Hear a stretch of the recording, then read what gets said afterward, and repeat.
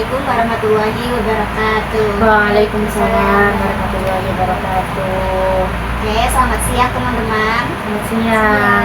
Alhamdulillah siang hari ini kita akan melakukan bimbingan kelompok. Sebelum itu, mari kita mulai berdoa terlebih dahulu. Berdoa mulai.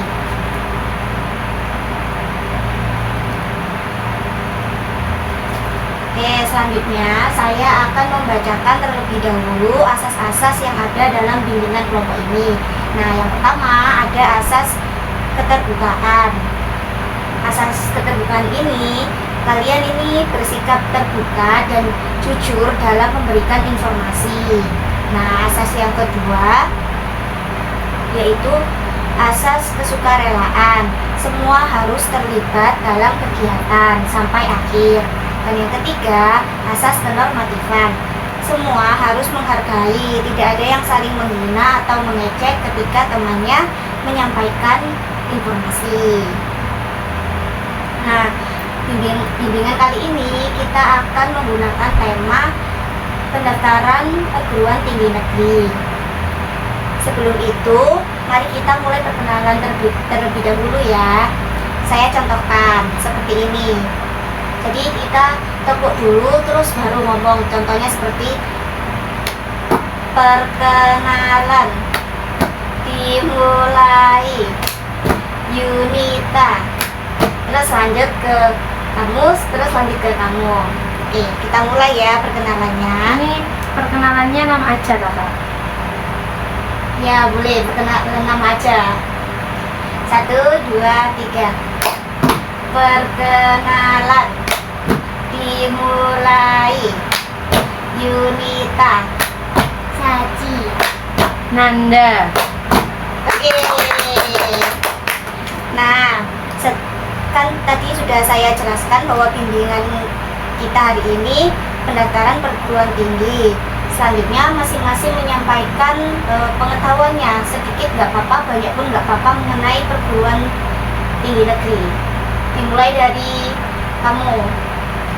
Jadi kak, kalau sepengetahuan saya itu kalau mau daftar ke perguruan tinggi itu dibagi dua. Jadi kampus yang negeri sama yang negeri tapi ya berbasisnya itu Islam. Jadi kayak contohnya kayak UIN. Kalau misalkan kayak negeri itu kayak UNESA, UPN kayak gitu. Tapi saya tuh masih bingung terkait sama alur pendaftarannya sama kayak cara memilih jurusan yang tepat gitu, gimana ya Kak?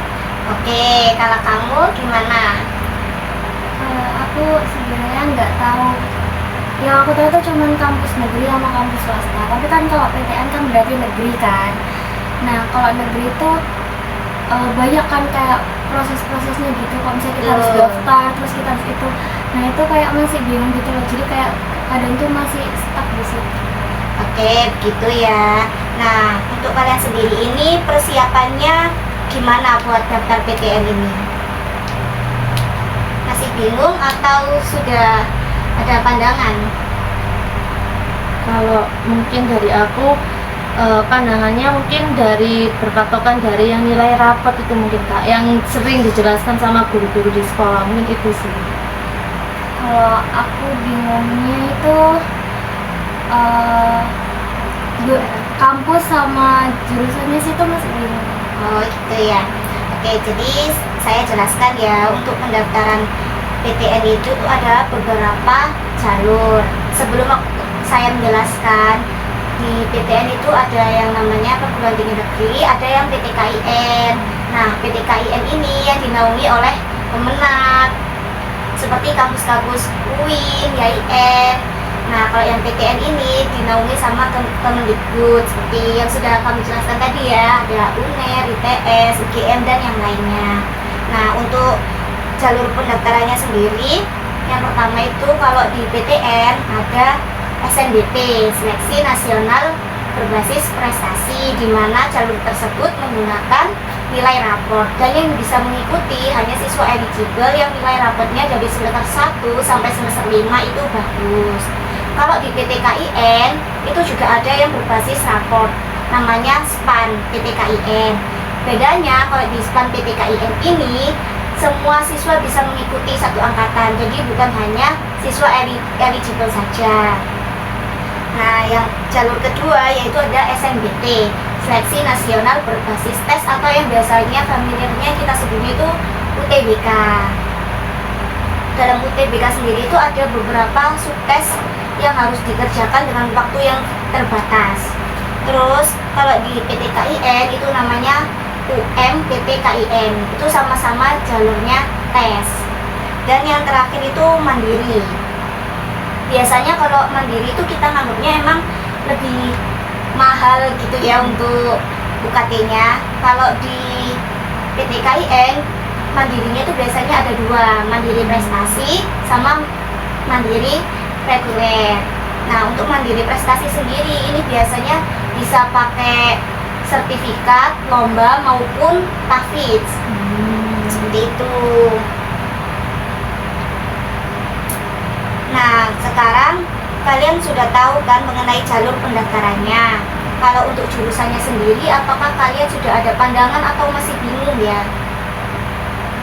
Kalau aku bingung sih, soalnya kan aku suka ngitung, jadi di satu sisi tuh aku minatnya di akuntansi, tapi di satu sisi juga aku tuh pengen lanjutnya di dunia pariwisata gitu. Nah, kamu?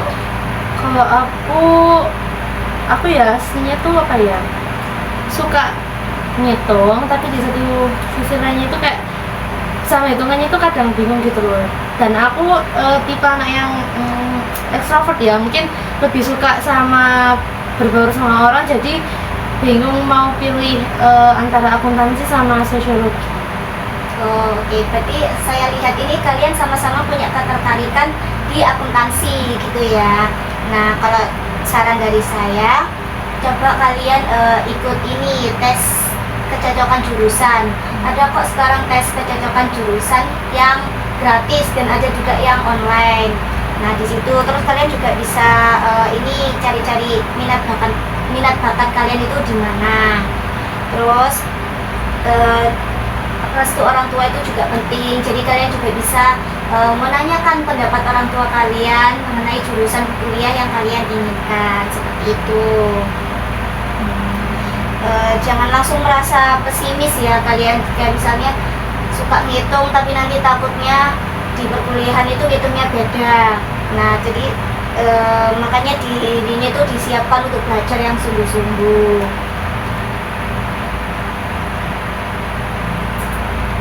Oke, setelah melewati bimbingan ini, bagaimana perasaan kalian?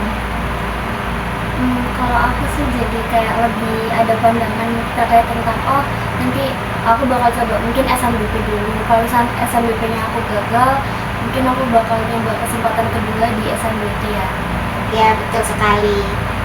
Kalau Nanda? Kalau aku ya mungkin kurang lebih sama sih kayak Saci, cuma mungkin aku juga nyoba di yang PTKIN ya, soalnya background latar belakang sekolahku juga dari SD tuh sekolah Islam terus gitu loh, jadi kayak sayang kalau nggak dilanjutin ke PTKIN. Oke, bagus sekali. Terima kasih ya Saci dan Nanda mengikuti bimbingan kelompok hari ini sampai selesai. Semoga kalian masuk ke perguruan tinggi negeri yang kalian inginkan, kampus favorit dan jurusan yang kalian inginkan. Terima kasih. Wassalamualaikum warahmatullahi wabarakatuh. Waalaikumsalam warahmatullahi wabarakatuh.